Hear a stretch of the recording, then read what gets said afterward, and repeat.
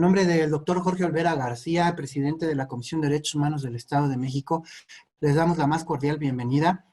Gracias por tomarse unos momentos para estar con nosotros y aprender un poquito más. Bueno, como dice mi compañero Román, y creo que lo hace muy acertadamente, voy a empezar como lo hace él, y les indico que estos son algunos consejos solamente, son algunas cuestiones que hemos ido aprendiendo a lo largo del camino de estos 10 años ya, en mi caso aquí dentro de la Comisión de Derechos Humanos del Estado de México. Y bueno, yo no soy dueño de la verdad absoluta, no tengo la familia perfecta y no tengo la vida perfecta. Entonces, estos simplemente son sabiduría popular que hemos ido recopilando a través de la experiencia de estar recorriendo todos los municipios. Y bueno, eh, pueden disentir de las cosas que vamos a decir aquí. Sin embargo, sí es importante que se pronuncien en la barra de chat para que al final hagamos lecturas sobre alguna cosa que ustedes no estén de acuerdo o que tengan alguna duda. Pues con todo gusto la analizamos, la debatimos y con todo gusto damos voz a todas las expresiones aquí, pues como debe de ser, ¿no? En derechos humanos tiene que ser, ¿no? Hoy, como ustedes pueden ver, estamos en Día Naranja, ¿verdad? Día 25, Día Naranja, estamos en contra de cualquier expresión de violencia en contra de las mujeres, en contra de cualquier persona, especialmente en contra de las mujeres, ahorita, en época de pandemia, ¿verdad?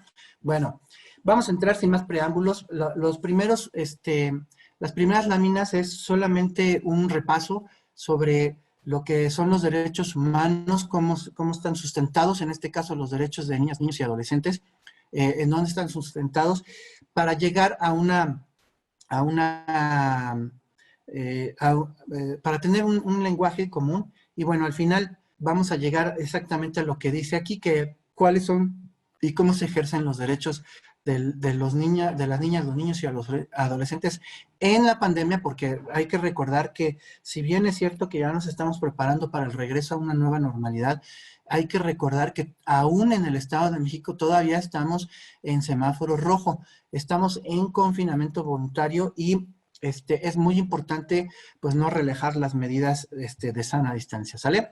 Bueno, entonces, entrando en materia, ¿dónde se sustentan los derechos de niña, los derechos y los deberes de las niñas, los niños y los adolescentes? Pues bueno, muy sencillo. Armamos esta presentación conforme a la... Déjenme poner nada más el señalador, el puntero, ok. Sí, armamos esta presentación de acuerdo como debe de ser, primero con los instrumentos internacionales, que en este caso es la Convención sobre los Derechos del Niño, ¿sí? Es un instrumento internacional el cual México ha ratificado. Me informan que ya está la consejera, eh, licenciada Verónica, muy buenas tardes, bienvenida sea usted a esta ponencia. ¿Cómo está? ¿Bien? Hola, muy buenas tardes. Sí, estamos muy bien. Nos tocó salir a campo a trabajar, pero aquí estamos ya presentes. No sé si me escuchen. Sí, la escuchamos muy bien, muchas gracias. Pues vamos a estar aquí dándole duro, igual que usted. Cuídese mucho, ya vimos que va en transporte público, si es que no me equivoco. Así es. Bueno, pues Aquí cuídese andamos mucho. en el transporte público. Tuvimos que salir a la calle, a campo, a hacer una investigación, expresamente de asuntos, de cuestiones de niñas, niños y adolescentes. En eso andamos ahorita. La violencia sexual está tremenda, la violencia familiar, y bueno, se nos pide esta intervención y en unos momentos más me conecto para estar con ustedes. Ojalá pueda todavía entrar, si no los voy siguiendo desde aquí, desde mi celular. Ok, consejera, muchas gracias. Pues vamos a continuar con el tema y ojalá que al final pudiéramos tener su valiosa participación. Adelante, por favor. Muchas gracias. Bien, entonces, les comentaba yo que México es signante, ha firmado esta convención sobre los derechos de los niños. Y bueno, como tal es un instrumento, además déjenme les digo que esta Convención sobre los Derechos de los Niños es un instrumento vinculante. Eso quiere decir que todo lo que se mencione ahí tiene repercusiones en tribunales sobre los jueces. Entonces es muy importante que conozcamos todos los que tenemos contacto con cuestiones ya sea administrativas o judiciales dentro con los niños. Es muy importante que conozcamos este instrumento para precisamente invocarlo de una manera ágil y práctica, ¿no? Bueno, entonces, ahorita vamos a ver a detalle la Convención sobre los Derechos del Niño.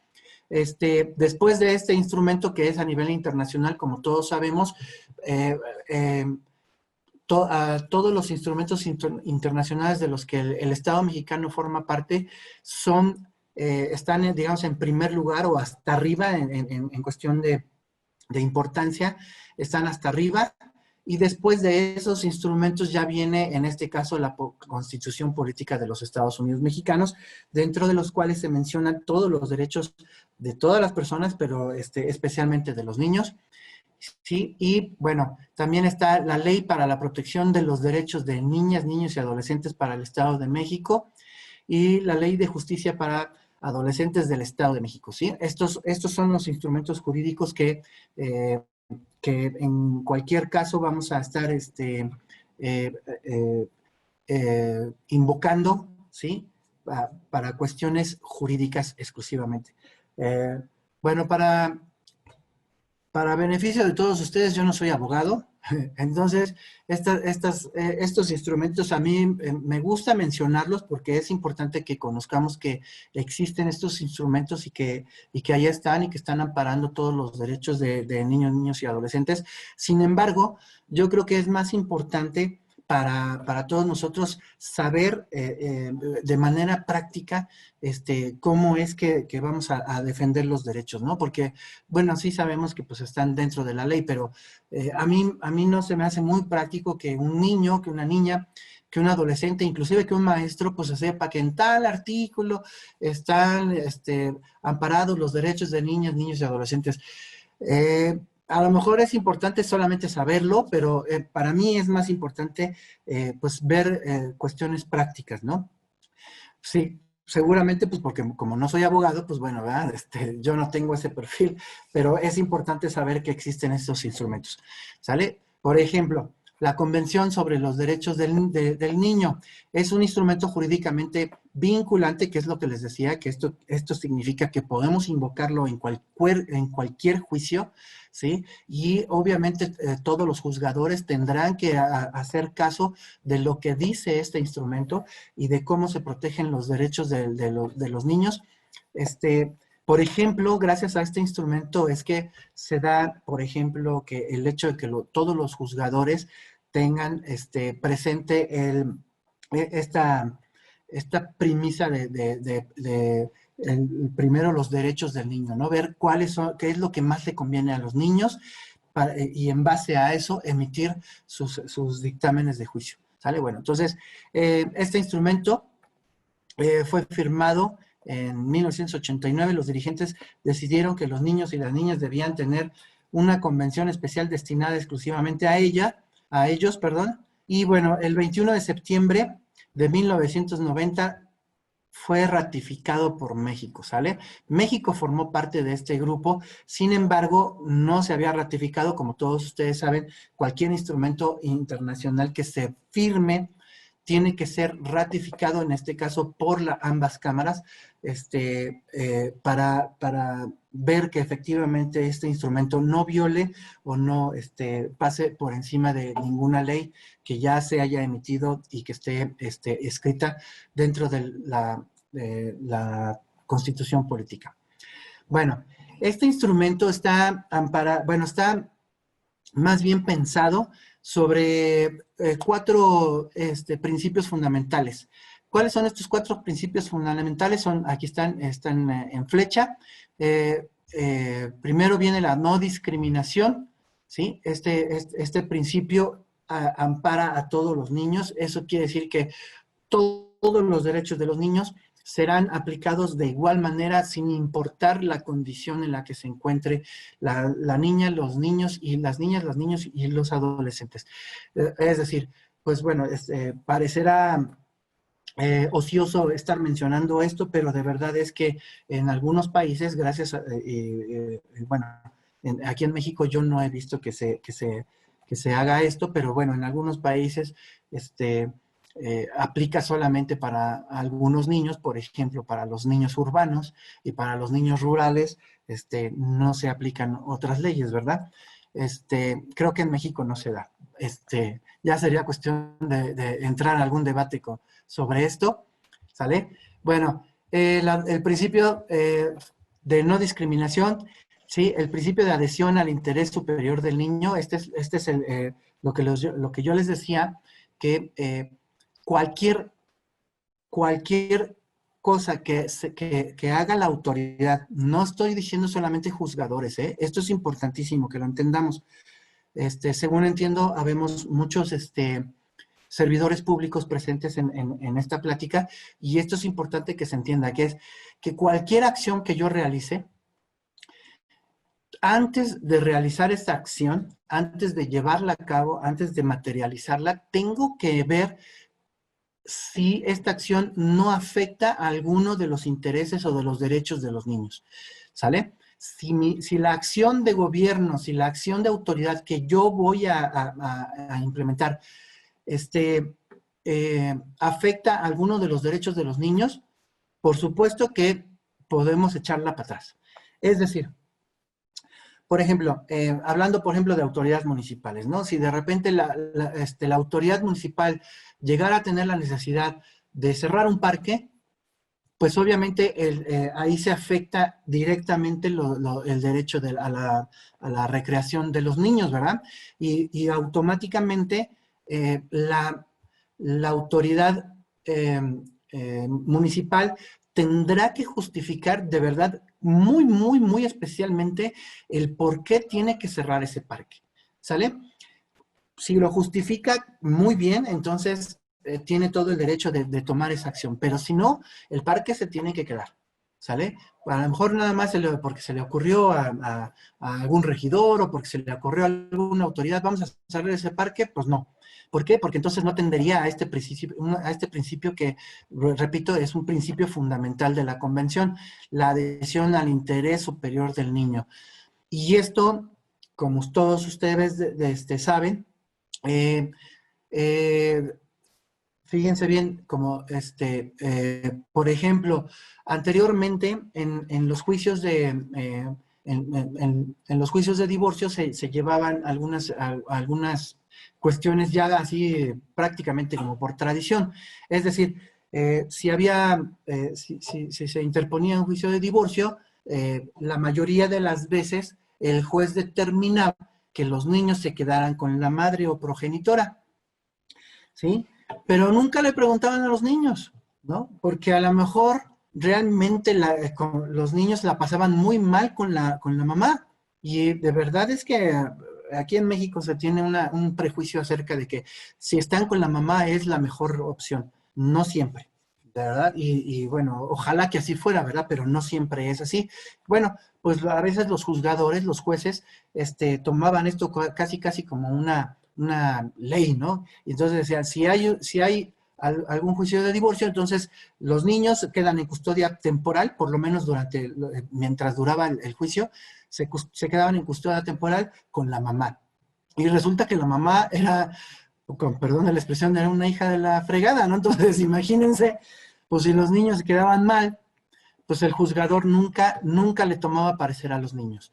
Ahora no. Ahora, si los niños ya tienen edad suficiente como para tomar como para que el juzgador les tome esa opinión, el juzgador tiene la obligación de preguntarle al niño en dónde preferiría estar.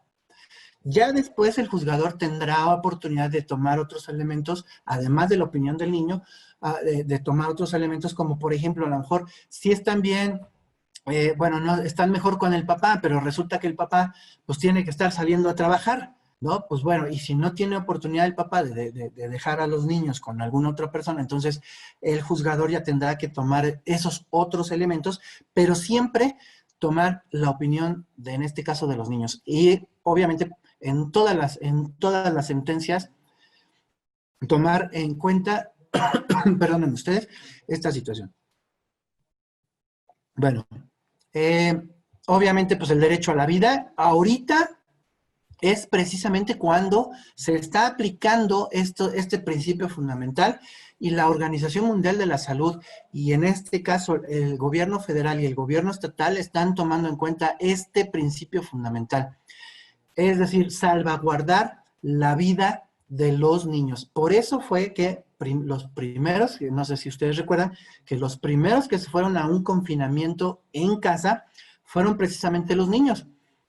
¿Sale? Porque primero se dijo, no, pues vamos a tener a los niños a salvo, primero con vida y obviamente sanos, y se aplicó este principio fundamental para tomar todas estas decisiones. Igual se está haciendo para el regreso a clases a los niños, ¿sale? Se aplican todo este principio, lo mismo se aplican estos principios de supervivencia, desarrollo y participación, ¿sale? Bueno, estos cuatro principios fundamentales están sustentados en 4 ejes que son también importantes y que se tomaron en cuenta para la redacción de la convención. Es decir, el principio, el eje de participación, el eje de igualdad, el eje de familia y el eje de educación y juego, ¿sale? Entonces, esto es solamente para que ustedes sepan todas las leyes, todas las normas, todo lo que tenga que ver con niños, tienen que estar pensados en estos 4 principios y en estos 4 ejes. ¿Sale? Si ustedes van a emitir o son parte de una norma, de algún reglamento, algo, porque casi siempre nos preguntan mucha gente, defensores municipales, directores de escuela, maestros, casi siempre nos preguntan a nosotros, oye, ¿cómo sé, por ejemplo, si mi reglamento escolar no infringe un derecho humano de los niños, sobre todo, obviamente, en este caso? No es gran ciencia. Hagan caso, por ejemplo, a estos 4 principios, y si mi reglamento no discrimina, si mi reglamento tiene en todo momento el interés superior del niño, si mi reglamento prioriza el derecho a la vida, si mi reglamento prioriza la supervivencia, el desarrollo y la participación de los niños, y toma en cuenta la igualdad, la participación, la familia y la educación y el juego, entonces mi reglamento no viola ningún derecho humano, sobre todo en este caso de los niños, ¿sale? Entonces, pues no hay mucho que pensarle, nada más a la hora de estar redactando, por ejemplo, es un ejemplo, esos reglamentos, pues nada más hay que tener en cuenta estos principios, ¿vale? Bueno, estos son meros, formalismos. Esta lámina es para un mero formalismo. ¿Quiénes son los niños y las niñas? Pues bueno, de acuerdo a la UNICEF, son todos los seres humanos menores de 12 años, ¿sale? Para acabar pronto, ¿sí? Y fíjense bien, todos los seres humanos menores de 12 años. Aquí no hay más, ¿sale? No me está diciendo, bueno, pero es que esa niña que tiene 11 años, pues ya está muy crecidita y para mí es una adolescente. No. Para cuestiones legales, ¿sí? Esta convención y la UNICEF nos marcan que yo voy a tomar como niño a un menor de 12 años, ¿sale? No, aquí no dice, pero si está crecidita la niña, si ya se le ensancharon las caderas, si ya le crecieron los senos, no, ¿sí? Porque hay niñas muy precoces que a lo mejor desde los 10 años probablemente ya empiecen su desarrollo biológico, ¿verdad? Y empiecen a transitar hacia la pubertad. No importa, para cuestiones legales son 12 años, si tiene 12 años o menos, es una niña, ¿sale? Y en este caso, los adolescentes se toma como un individuo del sexo femenino o masculino cuya edad esté comprendida entre los 12 años cumplidos y menores de 18 años de edad. Aquí tengo que hacer una aclaración. 18 años, obviamente, aquí en México. Porque hay algunos países, son muy pocos, pero la mayoría son anglosajones, que toman para, como menor de edad a personas menores de 21 años. En el caso de México, pues como todo el mundo sabemos, menor de edad es hasta los 17 años, 11 meses y 29 días, ¿verdad? Bueno, otro principio fundamental de la convención, este es importantísimo que lo tomemos en cuenta, es los padres y las autoridades, fíjense bien, tienen la responsabilidad de respetar y hacer valer los derechos de los niños. Y fíjense bien, no dicen si quieren, si pueden, no. Y ojo mucho con esta última palabra, no es si pueden.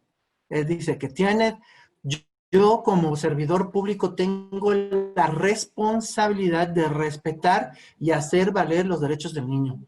Para todos aquellos que estamos muy en contacto con los niños, para aquellos maestros, autoridades escolares, autoridades municipales que estén en contacto con los niños, no es si quieren y no es si pueden, porque muchas veces me dicen, es que no podía hacer la denuncia porque me quedaba muy lejos. Oye, mijo, no, tú eres servidor público y no dice eso. Bueno, si te queda muy lejos, entonces ya te va desde responsabilidades. Ojo, porque de verdad es que muchas veces nos encontramos con profesores, con autoridades escolares que nos dicen, es que sí me enteré no sé, de que le violaron X derecho de un niño, pero como quedaba muy lejos la fiscalía, pues entonces ya no fuimos. Mucho cuidado, porque si tú tienes conocimiento de un ilícito y no lo reportas, sobre todo como autoridad, como servidor público, tienes responsabilidades, por lo menos administrativas, ¿ok? Entonces, mucho cuidado con esto. Pero hablando específicamente de los niños, dice, los padres y las autoridades tienen la responsabilidad de respetar y hacer valer los derechos de los niños. Bueno, todas las autoridades, este es otro principio, es todas las autoridades deben tener siempre en cuenta qué es lo mejor para la niñez y la adolescencia. Ya les ponía yo el ejemplo de esta situación ¿cómo se llama? Perdóname, del municipio, ¿sí? Y se me viene aquí a la mente porque, fíjense, se dio un caso aquí en la zona de Metepec, la casa de ustedes está por acá, en el municipio de Metepec, iban a clausurar un, un parque recreativo, y ahí iban a construir oficinas y cuarteles de la Guardia Nacional. Pues bueno, este fue uno de los argumentos para los que se ha podido detener esta situación, ¿sale? Porque pues dicen, bueno, si vas a quitarme el parque, y entonces ¿a dónde van a jugar los niños? ¿Sale? Y gracias a este principio es que no se ha podido construir ese cuartel de la Guardia Nacional, entre otros argumentos jurídicos, ¿verdad? No es el único que se empleó.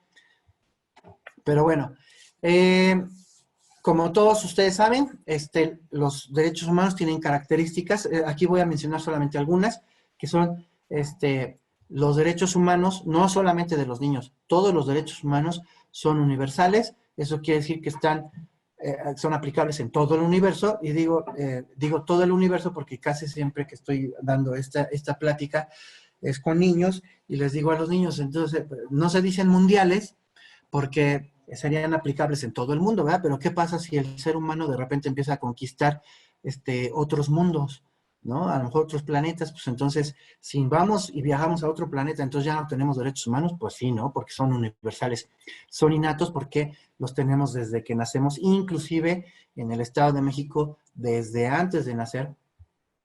Son indivisibles, yo no puedo dividir mi derecho humano, por ejemplo, a la vida, es decir, pues yo ya no quiero la mitad de mi vida, entonces la regalo, ¿no? No se puede.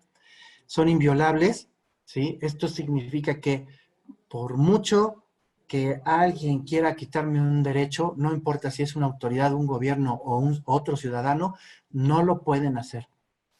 Fíjense bien, esto es importantísima, porque muchas veces dicen, pues, ¿cómo no? Si a cada rato violan los derechos humanos. Sí, pero ¿por qué? el ser humano lo permite. Es decir, por ejemplo, por ahí alguien me puede decir, no, pues tú ya ahorita ya no vas a aprender, entonces ya no vas a tener tu derecho humano a la educación. ¿Cómo no?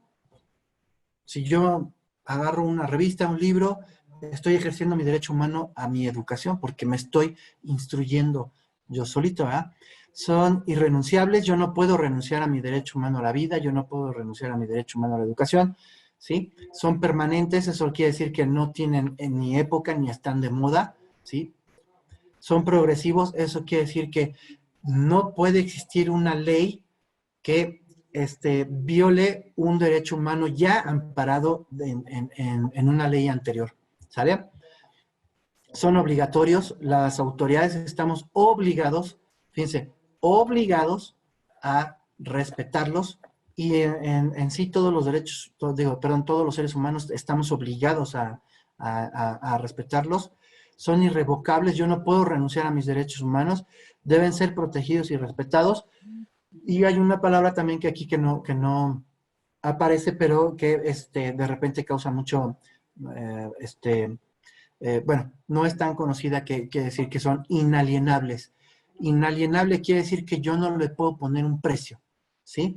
Es decir, ¿cuánto vale mi salud? Ahorita, por ejemplo, que estamos en pandemia, ¿eh? ¿Cuánto vale la salud? Pues ya vimos que hay gobiernos,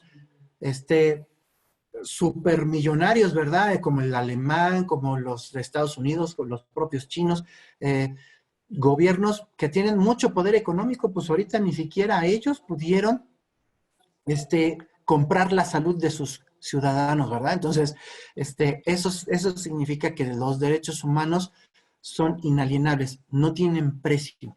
¿Cuánto vale la vida? ¿Cuánto vale la libertad? ¿Cuánto vale la educación? ¿Verdad? Bueno, hasta aquí, todo esto se supone que ya lo sabemos, ¿verdad? Porque a muchos se nos han repetido hasta el cansancio, a muchos otros se les dijo desde la escuela y desde muchos otros espacios, ¿sí? Pero yo siempre he dicho, bueno, y además también por instrucciones de nuestro señor presidente, el doctor Jorge Olvera, este, nos ha instruido que está bien fíjense bien, que nosotros reclamemos los derechos humanos, eso todo está muy bien, pero como yo lo digo, a nosotros nos han enseñado solamente la mitad del cuento, ¿verdad? ¿Por qué? Porque queremos que hagan un cambio de paradigma. Ustedes como adultos, para que a la vez todos las niñas, los niños y los adolescentes con los que ustedes tengan contacto, que hagan también ese cambio. Y no es fácil, ¿eh? Se oye fácil, pero ahorita vamos a ver que de verdad es que no es nada fácil. ¿Qué nos enseñaron? Tradicionalmente siempre se nos ha enseñado que los derechos, que nosotros como seres humanos tenemos que exigir nuestros derechos. ¿Está mal? Pues no, está muy bien, ¿no? O sea, nosotros tenemos a cada rato que estarle recordando a la autoridad, oye, mi derecho humano a la educación, oye, mi derecho humano a la alimentación, oye, mi derecho humano hasta el trabajo, ¿no? Ahorita que desafortunadamente muchas personas se van a quedar sin trabajo.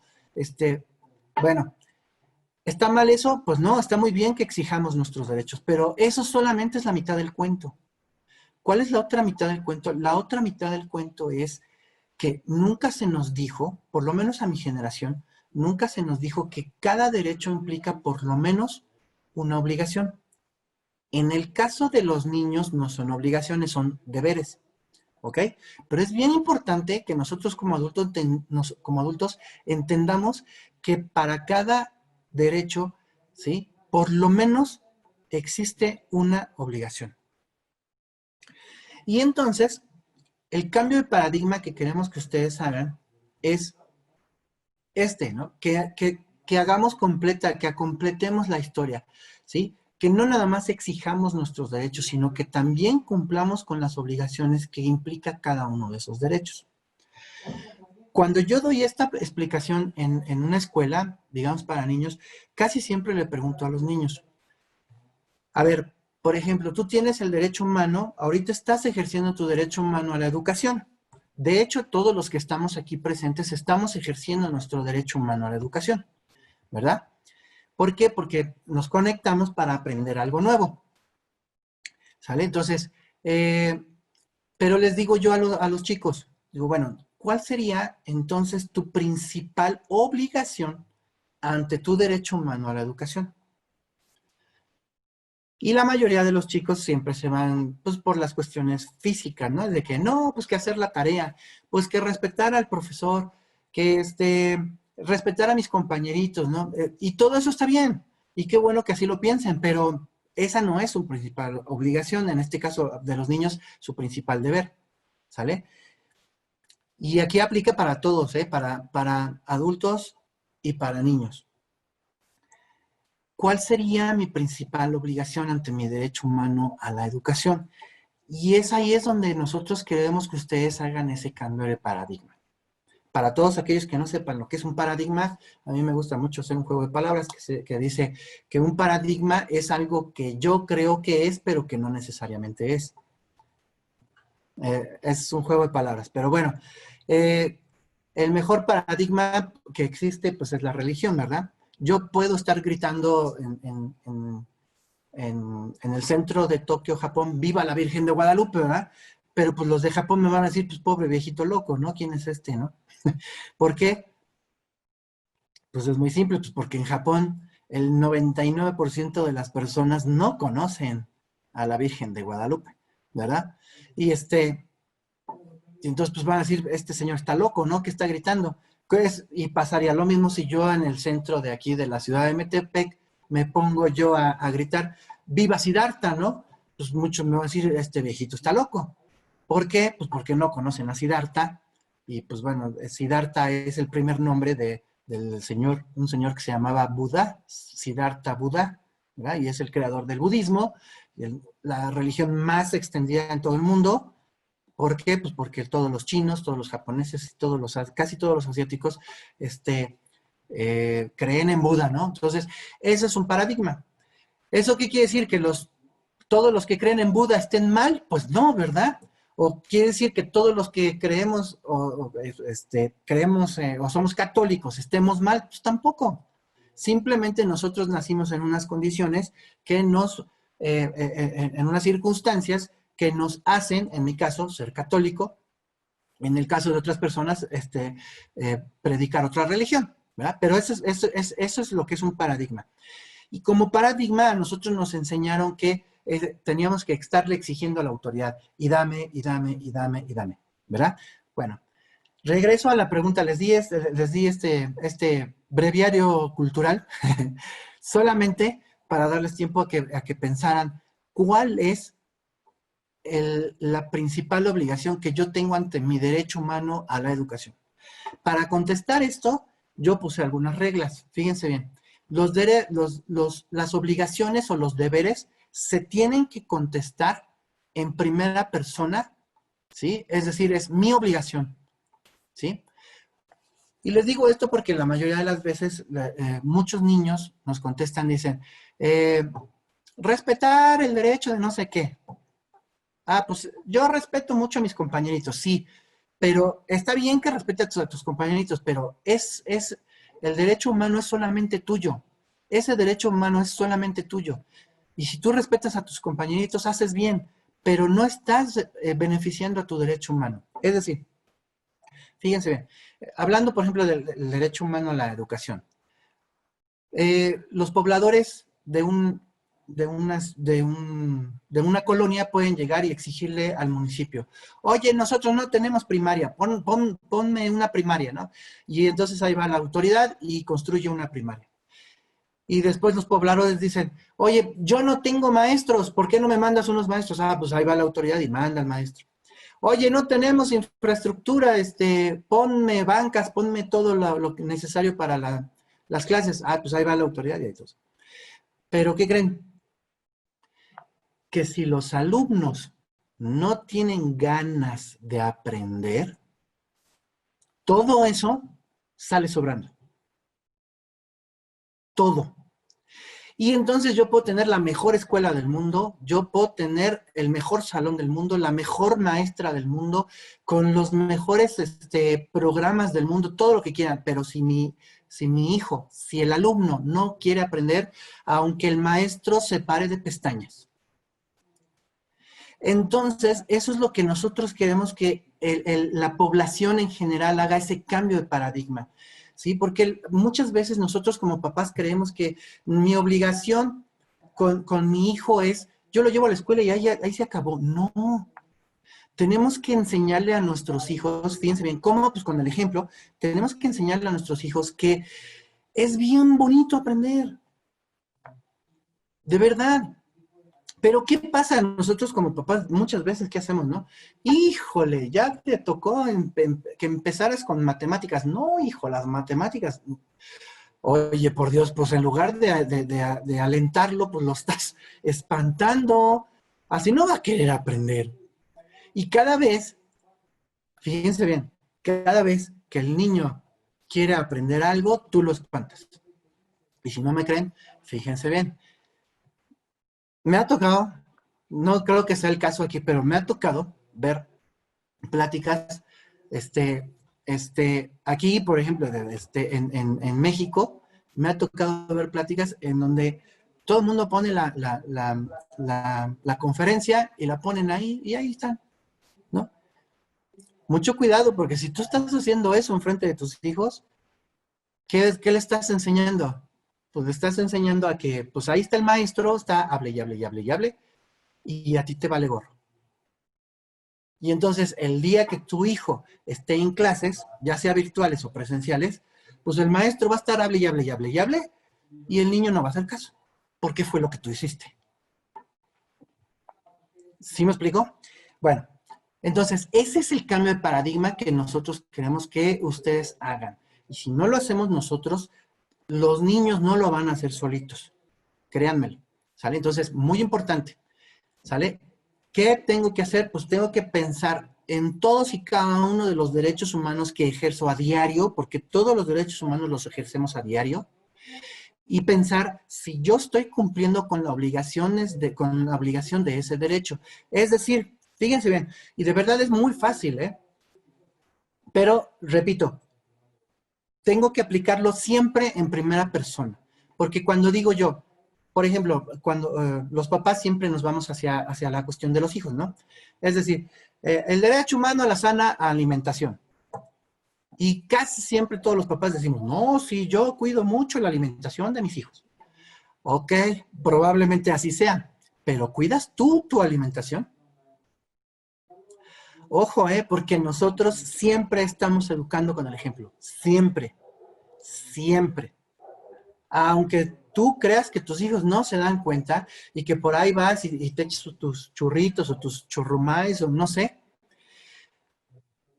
aunque no lo vea, aunque no lo creas, ellos de repente van a ir a tirar algo al bote de basura y van a ver un sobre de churrumais y van a decir, estos yo no me los comí, ¿quién se los comió? Pues seguramente fue mi papá, ¿ok? Entonces, aunque ustedes no lo crean, los niños nos ven todo el tiempo y bueno, entonces tenemos que educar con el ejemplo. Entonces, es decir, vuelvo, por ejemplo, al cambio de paradigma. Yo tengo el derecho a alimentarme sanamente. ¿Lo estoy haciendo? Y más ahorita en confinamiento, ¿verdad? Está bien difícil estar comiendo sano, ¿verdad? Porque pues a lo mejor lo que tengo a la mano pues son pues puras papitas y puras cosas así, frituras, no sé. Bueno, a lo mejor ahorita es lo que tienes a la mano, pero la próxima vez que encargues del súper o vayas tú al súper, pues acuérdate de comprar cosas sanas. ¿Sale? ¿Por qué? Pues porque estás ejerciendo tu derecho a tu sana alimentación y tú ejerciendo ese derecho estás enseñándole a tu familia o sea, cómo se ejerce un derecho, ¿sí? Lo mismo el derecho humano a la educación, y así pueden ustedes contarme el que quieran, pero siempre, siempre es importante. Yo también pongo mucho el ejemplo por ejemplo, el derecho a la vida. nosotros cuando teníamos la gran oportunidad, ahora sí lo decimos, de salir a los municipios, de verdad yo extraño mucho esos viajes a los municipios. Este, cuando teníamos esa grandiosa oportunidad, siempre veíamos las autopistas, de verdad, las buenas autopistas del Estado de México y gente arriesgando su vida atravesando esas autopistas y ni siquiera usar los pasos peatonales. Ojo, porque volvemos a la cuestión es, tú como adulto estás ahí brincoteando entre los automóviles. Si estás haciendo eso y no haces caso del paso peatonal, por ejemplo, entonces no estás respetando ni siquiera tu propia vida. Es de verdad, llega tanto tu flojera de subir, no sé, unos 20, 30 escalones y que no pongas en riesgo tu vida. ¿Vale más la flojera? Mucho cuidado porque todo esto lo ven los chicos, ¿sale? Entonces, ese cambio de paradigma, ¿sale? Entonces, tenemos que tener muy claro, cuál es la historia completa, ¿sí? ¿Cuál es la historia completa? Y de verdad es que cuando yo les digo a los alumnos, les digo, a ver, mi principal obligación ante mi derecho humano a mi educación es querer aprender. Y todos, sobre todo en este caso los adolescentes, claro, dicen, oh, pues claro, profesor. Pues sí, pero a ver, ¿tú quieres aprender algo? ¿Realmente tienes hambre de aprender? Ojalá que así sea, ¿verdad? Y ojalá que pues ahorita que estamos en confinamiento y que pues cuando salgamos del confinamiento salgamos pues todos con unos cerebritos, ¿no? Y ya tuve oportunidad de leer y de ver muchísimos programas realmente que nutrieron mi mente, ¿verdad? Ojalá que así sea. Si no es así y en lugar de eso pues te la pasas viendo los memes y los TikToks y digo, yo no digo que no sea válido, sí, pero si estás haciendo eso todo el día, mucho cuidado porque están dando muy mal ejemplo. ¿Sale? Bueno, entonces, lo que les decía yo, el deber se expresa siempre en primera persona. Sí, siempre el deber es mío, ¿sí? No es de que cuando mi hijo haga esto, no, es tu deber, es tu obligación. ¿Sale?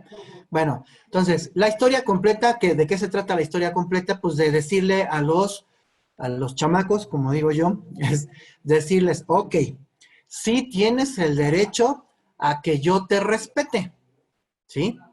Pero ¿qué crees? Que tú tienes la obligación, bueno, en este caso el deber, ¿sí? Como eres un menor de edad, tienes el deber de respetarme a mí. Y como es una cuestión de respeto mutuo, en este caso,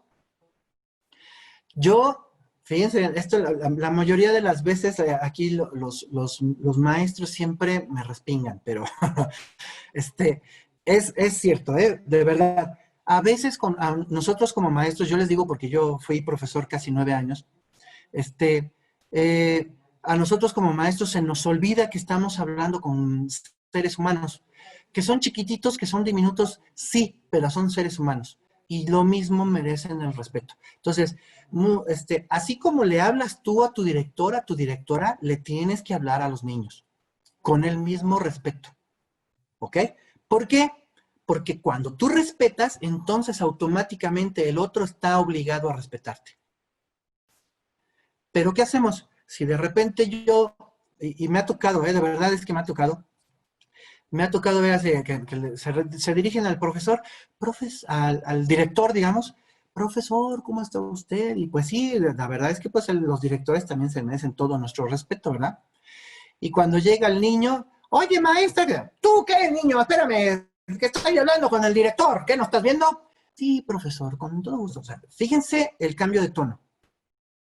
Y ese cambio de tono, los niños lo ven. Entonces, mucho cuidado, porque si tú, al hablar con los chicos, con las chicas, no les estás hablando con respeto, difícilmente ellos te van a respetar. ¿Ok? Entonces, hay que hacer este cambio de paradigma y, bueno, entonces les decía, por ejemplo, en el caso de la familia, esta es la historia completa,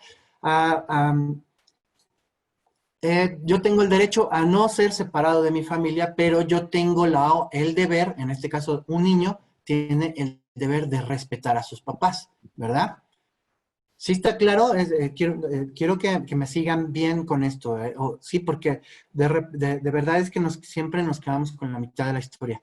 Eh, y muchas veces por eso también como profesores nos sentimos a veces desamparados, ¿no? Y de repente nos dicen, híjole, es que a mí me ha tocado también muchas veces y tienen la confianza los profesores de decirnos, oye, pero es que por culpa de ustedes ya no podemos regañarlos, por culpa de ustedes, en este caso los de derechos humanos, por culpa de ustedes, ya no podemos, no sé, ponerle 0, ¿no? De calificación. No, mucho cuidado. Tú como profesor tienes todo el derecho de corregir actitudes, ¿sí? Es importante. Tienes el derecho de corregir actitudes, de corregir posturas, de corregir conductas, ¿sí? No lo puedes regañar. Esto es importante. ¿Sale? No lo puedes regañar, pero sí tienes todo el derecho de corregir actitudes y actuaciones, ¿sale? Esto es importante.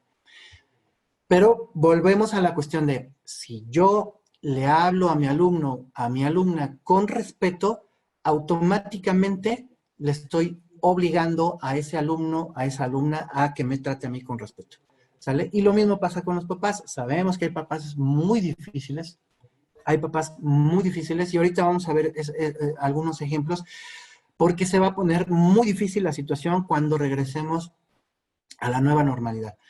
¿Por qué? Porque vamos a tener que aplicar reglamentos a rajatabla, ¿sale? Ahorita vamos a ver eso. Entonces, bueno, ya pasamos a la cuestión de la pandemia y la pospandemia, ¿sale? ¿Qué pasa? Bueno, ¿qué va a cambiar y qué no va a cambiar? Y bueno, aquí ya vamos entrar ya prácticamente al cierre, porque esto es lo que realmente, digamos que es la carnita de la plática, ¿no? ¿Qué va a cambiar y qué no va a cambiar? Bueno, ¿ya se acabó el peligro o no se acabó el peligro? Bueno, ahorita pues, les reitero, estamos en semáforo rojo en todo el Estado de México, ¿sí? Estamos en semáforo rojo, no tenemos por qué relajar las medidas de sana distancia y confinamiento voluntario, ¿sale? Quien así lo haga, pues tendrá que asumir las consecuencias. Les digo esto porque de verdad es que hemos visto expresiones populares, lo voy a dejar así, hemos visto expresiones populares realmente muy deneznables, muy lamentables.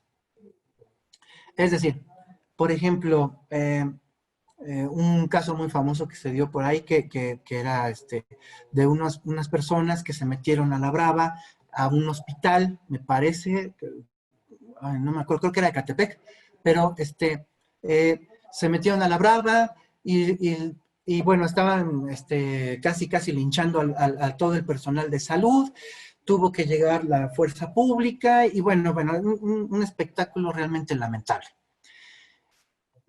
Y bueno, en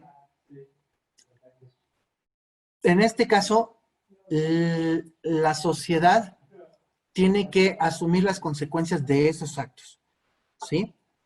Es muy lamentable que nosotros hagamos esto, pero una situación es, ¿por qué el familiar de estas personas que grabaron todo esto, por qué estaban en el hospital? ¿Por qué llevaron a su familiar al hospital?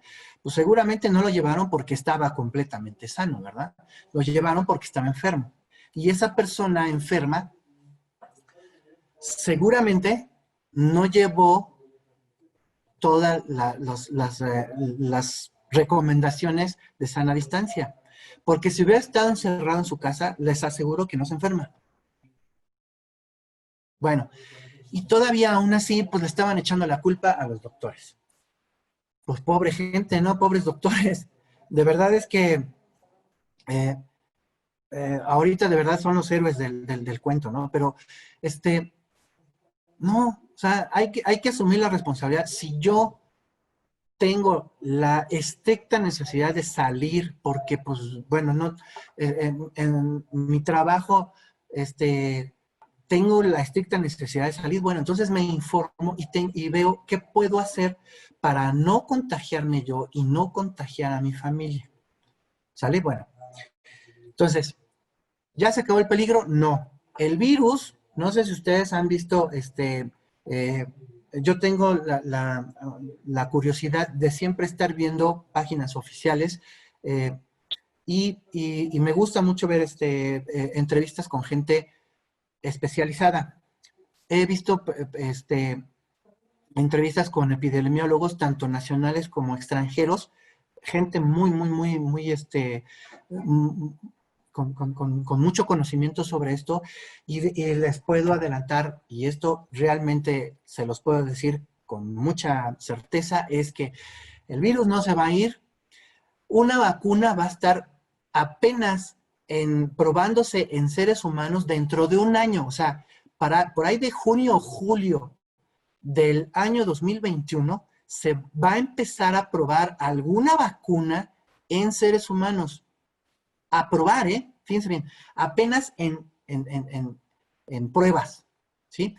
Y la vacuna va a estar ya, digamos, ya disponible, entrecomillado, disponible, va a estar disponible hasta mediados del 2022.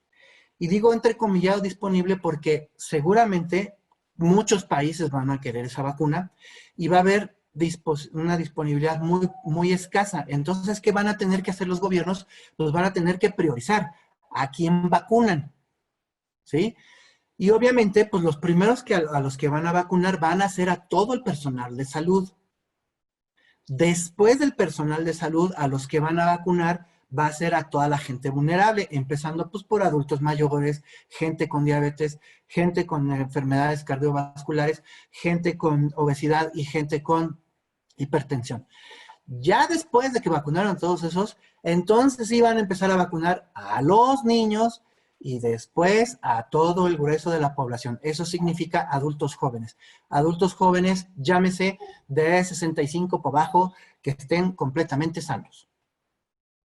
¿Sale? Entonces, si bien nos va a un adulto que esté sano, que tenga menos de 65 años, va a estarse vacunando por ahí de probablemente empezando el 2023. Y mientras, ¿qué hacemos? ¿Vamos a estar encerrados? Pues no, tenemos que aprender a vivir con el virus, ¿sale? Y bueno, ya no hay contagios, pues sí hay contagios, los contagios van a continuar. ¿El virus ya no es peligroso? Pues sí, el virus sigue siendo igual de peligroso que el primer día que se descubrió en China. ¿Cuál es la diferencia? Pues que la diferencia es que ahorita hay 5 millones de contagiados, ¿sí? Y la gente que se murió, bueno, fíjense bien, a mí me sorprendió mucho porque esto lo dijo un epidemiólogo, y fíjense bien, dice, la gente que se tenía que morir, ya se murió, ¿sí? Y la gente que se va a tener que morir, pues se va a tener que morir.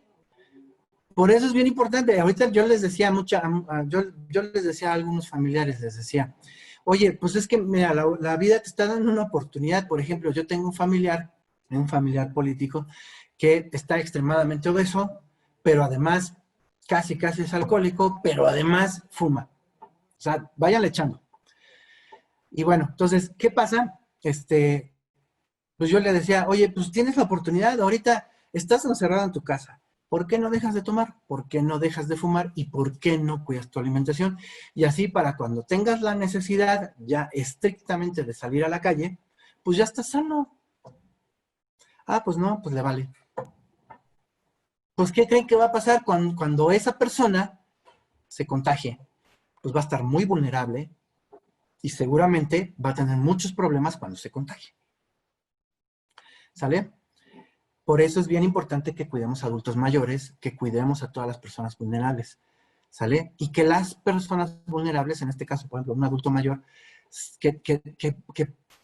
que trabaje sobre su cuerpo y que esté lo más sano que su condición de salud le permita, ¿sí? Pues es decir, si yo tengo un adulto mayor que tiene 80 años, pues obviamente no lo voy a poner a correr, ¿verdad? Pero sí, oye, papá, abuelito, vente, párate, vamos a caminar. ¿Para qué? Para que en caso de que llegara alguien a contagiarte, pues que tengas la mejor condición física posible dentro de las circunstancias, de tus propias circunstancias, ¿sí? En este caso, si fuera adulto mayor, si fuera ¿sí? Esto es lo que tenemos que entender.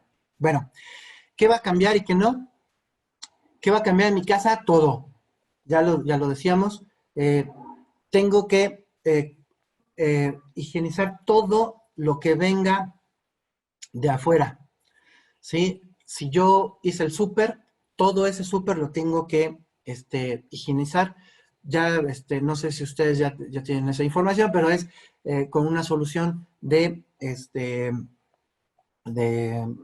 se me va el nombre, de agua con cloro, ¿sí? Una cucharadita de cloro en medio litro de agua o 2 cucharaditas de cloro en 1 litro de agua y es ahí con esa solución, mojo el trapo y higienizo todo lo que entre a mi casa. Podemos hacer con un aspersor de esos de cabello para limpiar las suelas de los zapatos de las personas que van llegando.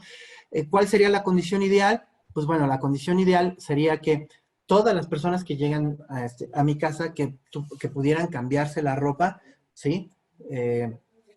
Y que se metieran a bañar, ¿sale? Esa ropa inmediatamente yo la paso a lavar en un ciclo de lavado y con eso es más que suficiente.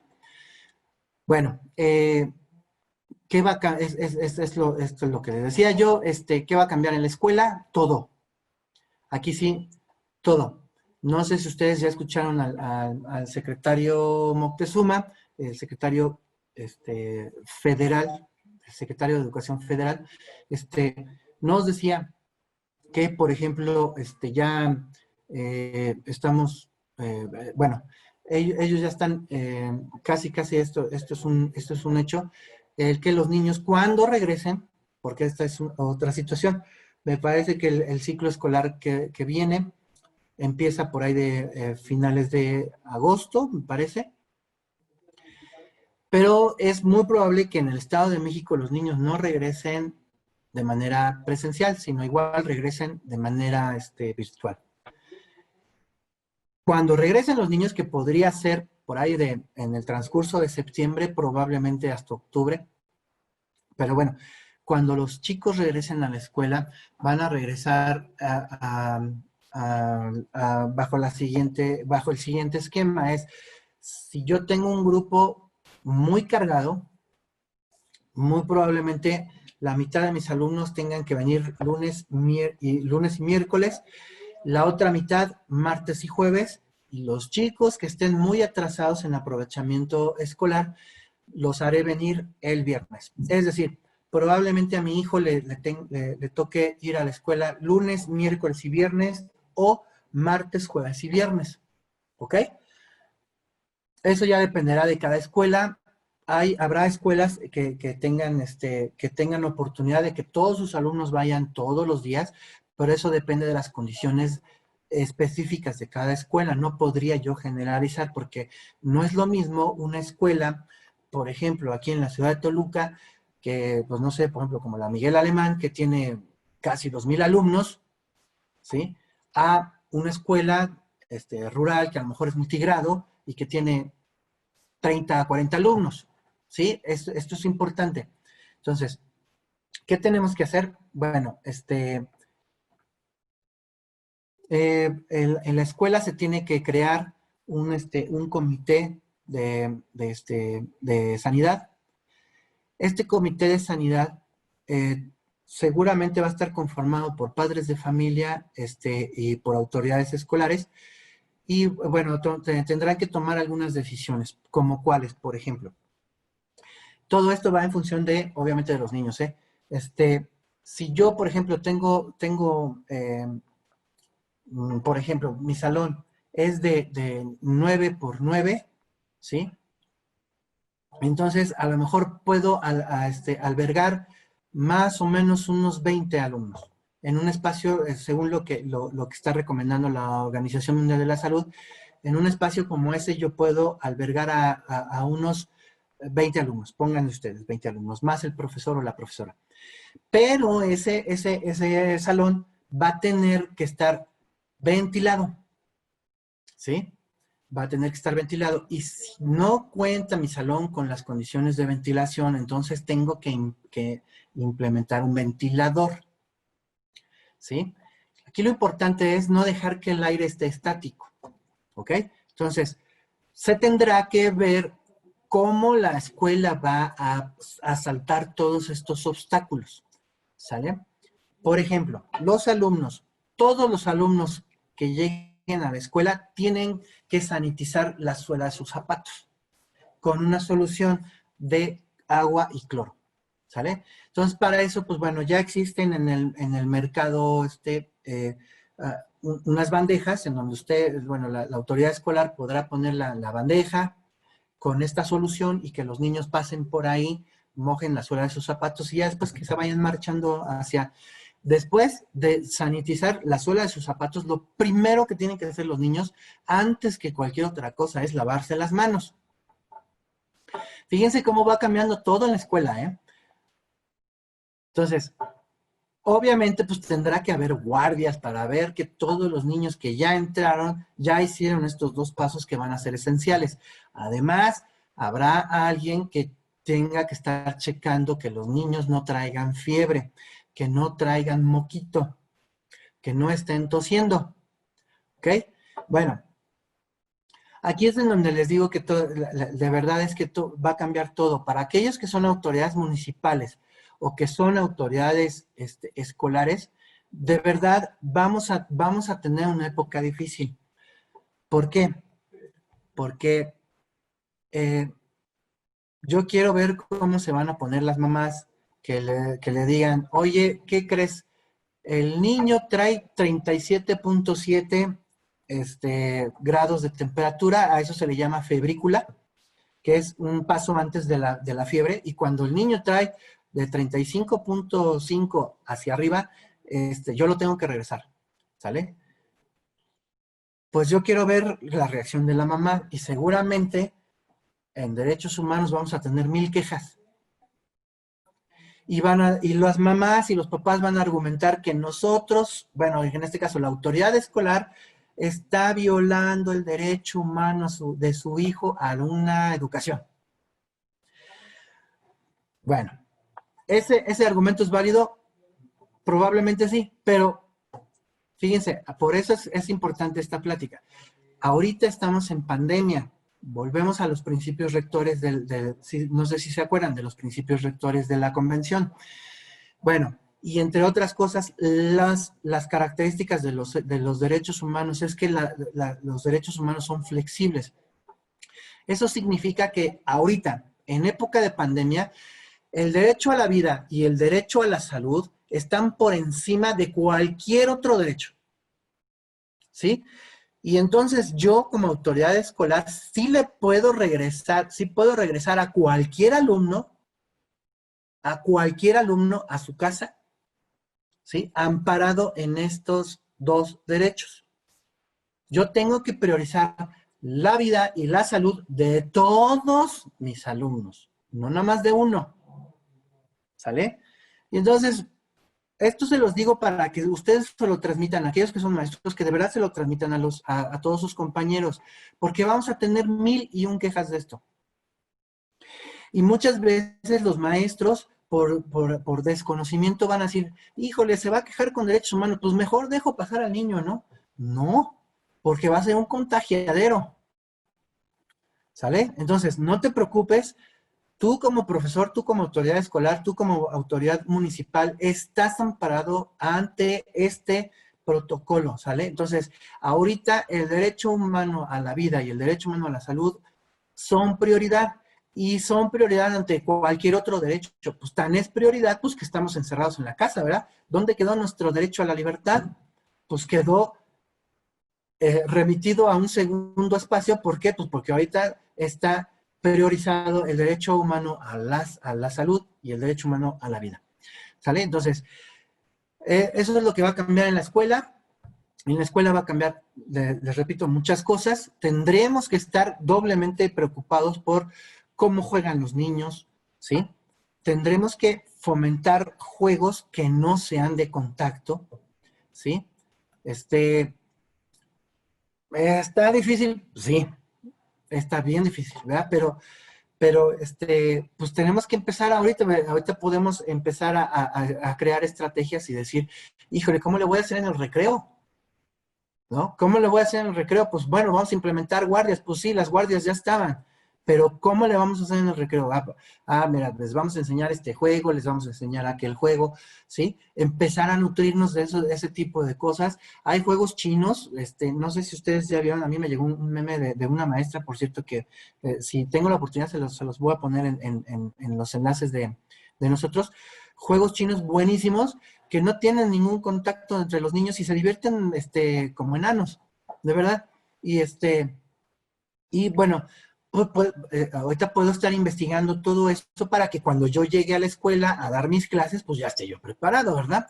Este, eh, Todo eso cambia en la escuela, ya les decía yo, pues las bancas tienen que estar a 1.5 metros alrededor de cualquier otra.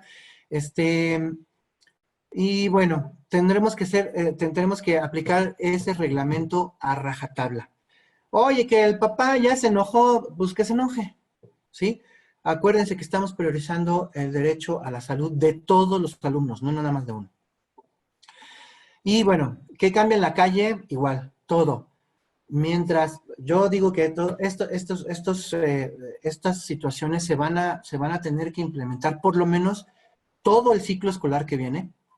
Fíjense bien, por lo menos todo el ciclo escolar que viene, si no es que hasta el otro también, el 2021 o 2022. Es todos los niños obviamente van a tener que llevar su cubreboca y bueno, obviamente implementar la sana distancia. Por eso es importante que si yo tengo niños, si yo soy papá, si yo tengo hijos, empiezo a educarlos desde ahorita, ¿sale? Oye, hijo, si tú ves que tu compañerito se está sonando a cada rato, repórtaselo a la maestra, ¿sale? Hijo, por favor, juega con tus compañeritos aplicando la sana distancia. Yo sé que tienes muchas ganas de abrazar a tu compañerito que no has visto en mucho tiempo, pero no puedes, ¿ok? Y nosotros como padres de familia podemos hacer muchísimo para que o sea, es que si les dejamos el paquete a los profesores solamente, de verdad es que vamos a pasarla muy mal. ¿Sale? Entonces hay que hacer hincapié en estos para, si ustedes tienen oportunidad de platicar con padres de familia, háganlo y háganles saber esto, ¿sale? Los niños tienen que cuidarse solitos, los papás no podemos estar las 24 horas del día cuidándolos, ¿sale? Y tienen que hacer esto. ¿Por qué? Pues de repente, pues no sé, a lo mejor a mi hijo le toca a un maestro que no estuvo en esta plática o que no tuvo esta capacitación, pues ese profesor no va a saber qué hacer. Pero si mi hijo sí sabe qué hacer, ¿sí me explicó? Entonces, ahí abusados, ¿sale? Entonces, mi hijo me puede decir, oye, profesor, no podemos jugar así, ¿eh? Oye, profesora, tenemos que tener entre las bancas 2 o 3 pasos en el caso de los niños, por ejemplo, niños mayores de 6 años, enséñalos a que cuenten 3 pasos entre sus compañeritos, 3 pasos. En el caso de los adultos son 1,5 o 2, depende de la estatura que tengas, pero más o menos váyanle calculando. ¿Qué otra cosa? Ya no se me escapa nada de la escuela. Bueno, de la calle. En la calle, si yo ando en transporte público, importantísimo, siempre tengo que traer a la mano mi gel antibacterial. Y el gel me lo pongo, fíjense bien, antes de subirme al camión. Ya me subo al camión, pago, obviamente pues me tengo que ir agarrando del tubo, ya me instalo en uno de los asientos y ya me siento, ya bueno, llega el momento de la parada, hago mi parada, me bajo del camión y me vuelvo a poner gel. Esto es con 2 intenciones. La primera es, ¿por qué me pongo gel antes de subirme al camión porque estoy protegiendo a los que ya van adentro del camión. Y a mí me gustaría que todos los que se van a subir a ese camión hagan lo mismo, ¿sí? Si yo ya voy arriba del camión y veo que alguien se va a subir al camión, ¿sí? Sería muy bonito que esa persona se ponga gel antes y que se suba al camión, ¿sale? Bueno, ¿y por qué después? Pues porque no sabemos si todos los que se subieron al camión tuvieron la oportunidad de limpiarse las manos. Entonces, a la hora que yo pasé por el pasamanos, probablemente yo ya traiga el virus en mi mano. Pero si a la hora que me bajo del camión me pongo gel, pues entonces me estoy protegiendo a mí y estoy protegiendo a los que voy a ir a ver. En este caso, pues sería mi casa, ¿no? Y ya obviamente llegando a mi casa, volvemos a la de aquí arriba. Si llego yo de trabajar, si llego yo de ya, entonces lo ideal sería que me quitara yo la ropa en la puerta, inmediatamente me suba a bañar. Y esa ropa, las personas que ya estén dentro de la casa, agarren esas ropas para que no estén usando a cada rato guantes, pueden tomar esa ropa con una bolsa de plástico, toman esa bolsa y bueno, toman esa ropa, la depositan en la lavadora o en una cubeta con jabonadura, y si no tienen la lavadora, pues la dejan ahí por lo menos una hora, y después ya la sacan y la pueden manipular sin ningún problema. Si tengo lavadora, pues con un ciclo de lavado normal, con eso es más que suficiente. El virus en realidad es muy débil con el cloro y con el jabón. Ojo, pero no combinen esas dos cosas. O sea, yo solamente puedo hacer el jabón, bueno, el jabón con el agua, es un puñito de jabón en polvo, en una cubeta de 20 litros, ¿sí? Con eso es más que suficiente, eso es para matar al virus. O el cloro, ya les decía yo, 2 cucharaditas de cloro en cada litro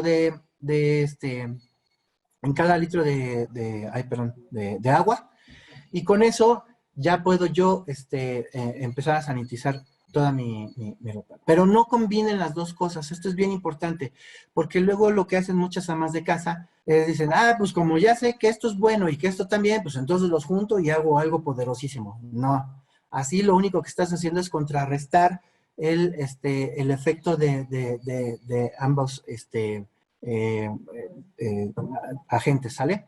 Bueno, y bueno, lo que les decía yo, la familia, compañeros y extraños, ¿sí? Yo tengo que aplicar las medidas de sana distancia siempre, aplico medidas de sana distancia siempre.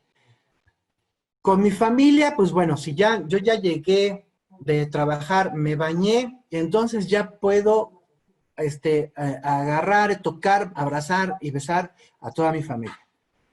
Hasta después de que me bañé, ¿ok? Si no me bañé, pues bueno, entonces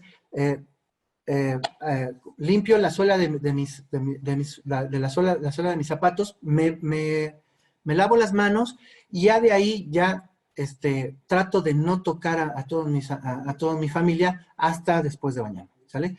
Pero, pues bueno, ya con que haga yo eso, de verdad es que créanme que con hacer esas dos cosas, de limpiarse la suela de los zapatos y lavarse las manos, es muy, muy, muy eficaz, ¿sale? Ya estamos cerrando, ¿cómo cambia la convivencia en la escuela y en la casa? Pues ya les decía yo, es básicamente así, ¿sí? Yo tengo que enseñarle a mis hijos, de verdad, no le dejen todo el paquete a los maestros. Yo tengo que enseñarle a mis hijos cómo aplicar la sana distancia y cómo aplicar todos los protocolos de sanitización. Hijo, lávate 20 veces las manos. Que ya fuiste a la tienda y te compraste un frutzi, lávate las manos. Que ya regresaste, antes de regresar nuevamente del recreo, lávate las manos. Que vas a salir al baño, pues obviamente pues te tienes que lavar las manos, ¿sale? Enseñarlos todo esto, de verdad es que muchas veces nosotros vemos a mí me ha tocado ver videos, por ejemplo, de niños chinos, de niños orientales, de niños japoneses que dicen, ¡ay, cómo le hacen! Pues es bien simple, nada más los educan. Nada más les dicen qué tienen que hacer. O si ustedes le enseñan a los niños qué tienen que hacer, los niños lo hacen. Y si no, pregúntenle a los maestros, de verdad. Este, o sea, no, ni hablan otro idioma ni nada de eso. O sea, nada más dile, hijo, tienes que hacer esto. Y de verdad, háganlo con rutina. Y si no lo hacen en su casa, ellos no lo van a hacer mágicamente en su escuela, ¿eh? Lo tienen que repetir en su casa, en su casa, en su casa, en su casa, 1000 veces. ¿Sale? Bueno, pues les agradezco mucho su atención. Espero que les haya gustado la plática. Si alguien tiene alguna aportación, con todo gusto, si lo quieren poner en el chat, pues adelante. Y si no, pues ahorita vemos. No sé, a ver, déjenme ver. En el chat.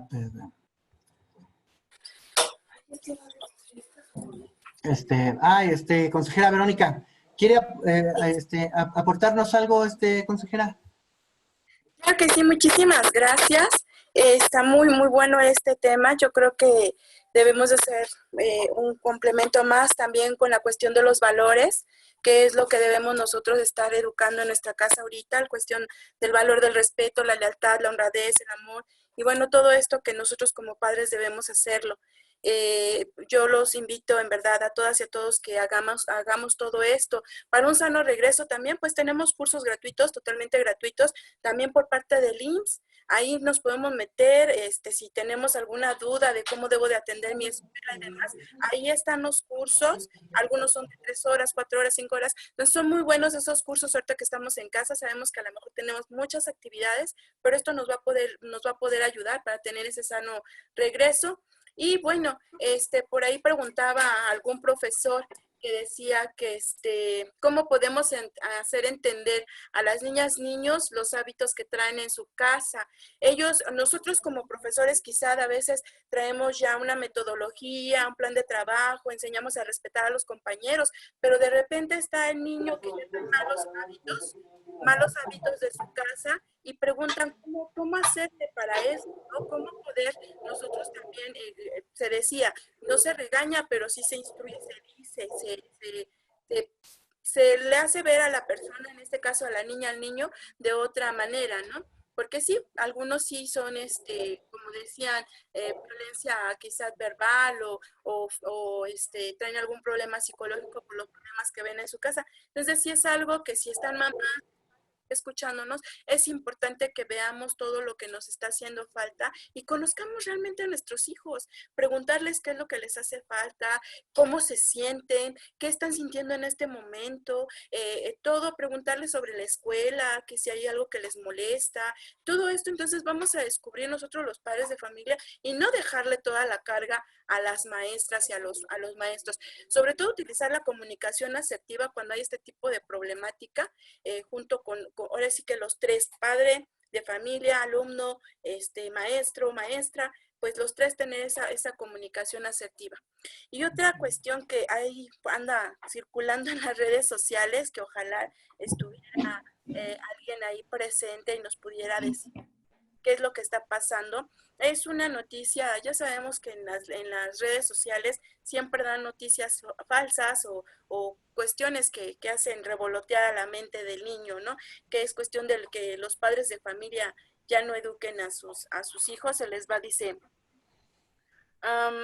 los niños son del Estado, que es quien que es el Estado quien tiene derecho a educar. Dice, el derecho de educación le pertenece al Estado, ya no a los padres de familia. Es una noticia que anda circulando y de repente los papás dicen, ¿cómo? ¿Ya no vamos a tener nosotros el derecho de educar a nuestros hijos? ¿Qué está pasando? Entonces es algo que traen por aquí y piden que firmen para que no se haga esto. Entonces son situaciones que están sucediendo.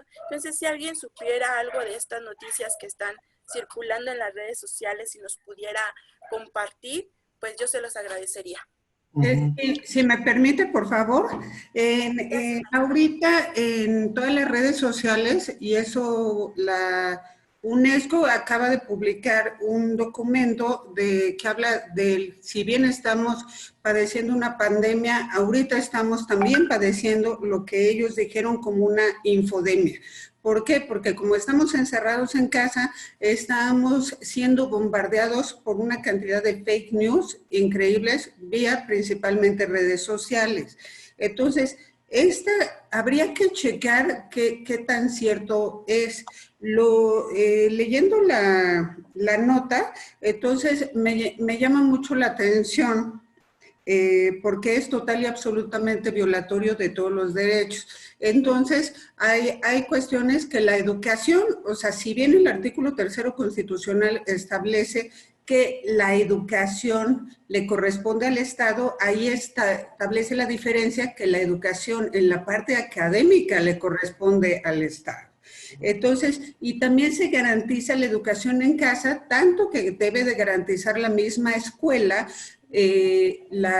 los usos y costumbres en cuestión de indígenas, en cuestión de la parte religiosa, si fuera un niño que es de testigo de Jehová, entonces se debe de garantizar por parte de la escuela que viene en la Convención Americana sobre Derechos Humanos, entonces el no hacer honores a la bandera y si es una escuela religiosa, no podría, católica, por ejemplo, no podría negarle la entrada a un niño testigo de Jehová, pero tampoco podría obligarlo a rezar ni a hacer ningún tipo de veneración a imágenes religiosas. Entonces, eso está garantizado en nuestra Constitución, está garantizado en todos los tratados internacionales, si bien dice desde la Declaración Universal de los Derechos Humanos, en los pactos, o sea, porque tenemos que tomar en cuenta que para los derechos humanos y sobre todo a partir de la reforma del 10 de junio del 2011,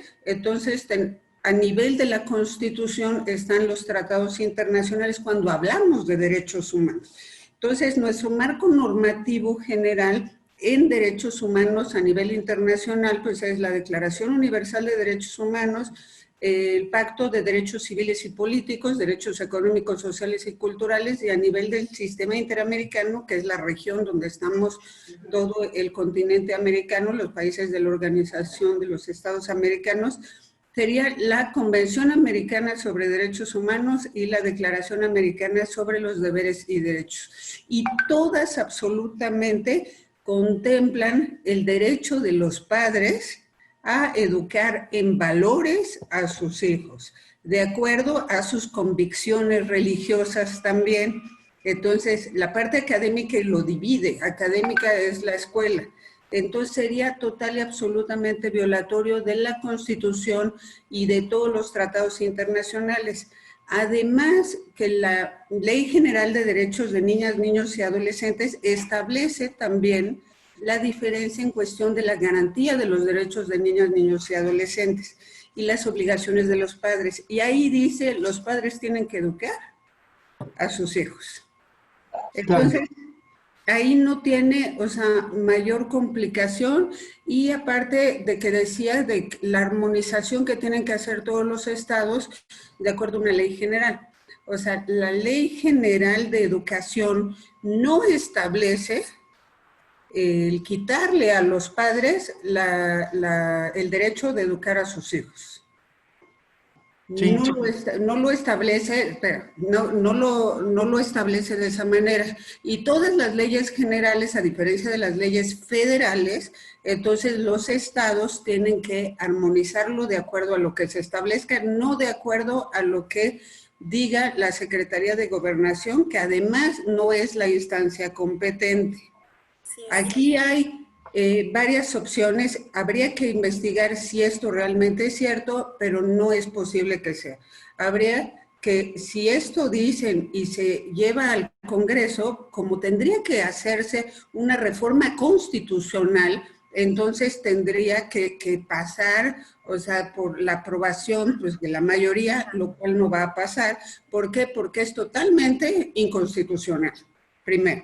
Si llegara a pasar ahí, entonces tendría que pasar por todas las legislaturas estatales y tendrían que aprobarlo, de acuerdo a lo que dice la misma Constitución, un mínimo de 16 legislaturas locales, lo cual igual no va a pasar. Pero ahí también hay otra opción, se puede interponer por parte de los estados, y es más, como hablamos de derechos humanos, entonces las comisiones, tanto la Comisión Nacional como todas las comisiones estatales, tienen la posibilidad de que cuando se trata sobre una violación a los derechos humanos, interponer una controversia constitucional o una acción de inconstitucionalidad, depende cómo se llegue a aprobar esto, de aprobarse. Pero no hay posibilidad. Y si hace esto, también va a la Suprema Corte, y la Suprema Corte tendría que negar este cambio a la ley. Y además, más allá, como viola la Convención Americana sobre Derechos Humanos, tenemos otra instancia que sería la Comisión Interamericana de Derechos Humanos. Entonces, ahí podríamos establecer, es más, las mismas comisiones de derechos humanos locales podrían solicitar a la Comisión Interamericana de Derechos Humanos el otorgamiento de medidas cautelares. ¿Por qué? Porque se están violando los derechos de niñas, niños y adolescentes y su entorno cercano, que serían sus padres de familia. Entonces, ahí obviamente lo van a otorgar. Entonces se instruye al Estado mexicano a elaborar unas mesas de trabajo para la implementación de estas medidas cautelares, y no sería posible que algo de esta magnitud pudiera pasar. Entonces, espero haberte contestado. Muy bien, maestra, muchas gracias. También, bueno, consejera, no sé si quiera continuar con... Pues ya nada más agregarle y comentarle a los papás, a las maestras, las madres de familia que nos escuchan, que realmente tengamos cuidado con este tipo de noticias, porque pues nos alteran, nos ponen, nos causa estrés, entonces no sabemos qué hacer. Y bueno, pues para eso estamos aquí nosotros, la comisión, está el número telefónico, y pues adelante. Muchísimas gracias. Gracias a usted. Al contrario, consejera, muchísimas gracias. Pues bueno, a mí nada más me resta agradecer a todos su participación, su presencia virtual, aunque sea de esta manera. Ya tendremos oportunidad de encontrarnos personalmente. Y bueno, agradecerles. Por ahí, un último comentario para todos aquellos que son profesores. También me gusta siempre terminar con esto. De verdad, yo quiero que ustedes vean a la comisión como un aliado. ¿Sí? No lo vean como los enemigos, no lo vean como los hombres incómodos, las mujeres incómodas ahí vienen los derechos humanos. No, de verdad, acérquense con nosotros. Si ustedes llegaran a tener alguna controversia con algún padre de familia o alguna situación especial, acérquense con nosotros. De verdad es que nosotros estamos en la mejor disposición de apoyarlos y de orientarlos. Y si ustedes llegaran a caer en una conducta de probable responsabilidad, nosotros de verdad estamos en la mejor disposición de apoyarlos, de decirle, mira, ten cuidado porque esto sí puede tener consecuencias legales, o no te preocupes, esto que estás haciendo está completamente apegado a derecho, no te preocupes, pero acérquense con nosotros, no se acerquen con nosotros ya que tienen el problema, acérquense antes, si tienen alguna duda, pregunten, de verdad, estamos en la mejor disposición y les agradecemos mucho su participación. Consejera, muchísimas gracias por su presencia y por solicitarnos todas este tipo de pláticas. Me da mucho gusto saludarla. Yo ya la conocía desde el año pasado, me parece, que creo que tuvimos la oportunidad de estar allá por su zona. Y bueno, a todos los demás les decimos muchas gracias por estar aquí presentes y síganos echando la paloma. Quédense en casa en la medida de lo posible y cuídense mucho, por favor. Pues muchísimas gracias, maestro Ricardo. Gracias, en verdad, porque siempre su secretaría pues está bien, con mucha disposición a todos los chicos que están trabajando, todo su equipo de trabajo para que se lleven a cabo estas pláticas, estas charlas. Muchas gracias a las maestras, maestros, padres de familia. Si gustan alguna plática también, ahí coméntenos por el chat o con esta Zairita o Lili, que son las que nos están contactando ahorita. En verdad pídansela. El maestro Ricardo, bueno, va a estar en la disposición de podernos seguir apoyando. Tiene muchísimos temas también. Tristemente, yo, como les comentaba hace ratito, vengo de hacer un trabajo de campo donde pues está viendo mucho lo que es la violencia sexual en niñas, niños y adolescentes. Es muy triste a veces que también los padres de familia, madres de familia, por sacar un beneficio propio para ellos, manipulen de esta manera a los niños diciendo que algo les hicieron y señalen a una persona que porque ya se enojaron, porque ya se pelearon, la señalen de esta magnitud. Entonces hay que tener mucho cuidado con lo que hacemos. Afectamos a nuestros hijos, afectamos a nuestros menores. Por favor, piensen 2, 3 veces las cosas antes de hacerlas. Ahorita esta chiquita está muy afectada, ya no sabe si realmente lo que está pasando es cierto, es mentira, no sabe. ¿Por qué? Porque ya ve una situación de que su padre pues ya en la cárcel, ya está en el reclusorio. Entonces son cosas que verdad da mucha tristeza y mucho dolor. Muchas gracias. Fanny, no sé si quieres agregar algo. Pues únicamente agradecer la presencia de todos y cada uno de los participantes. Es un tema muy interesante y bueno, a usted, consejera, la verdad, agradecemos muchísimo su entusiasmo y su gran labor que desempeña pues con sus ciudadanos, como consejera.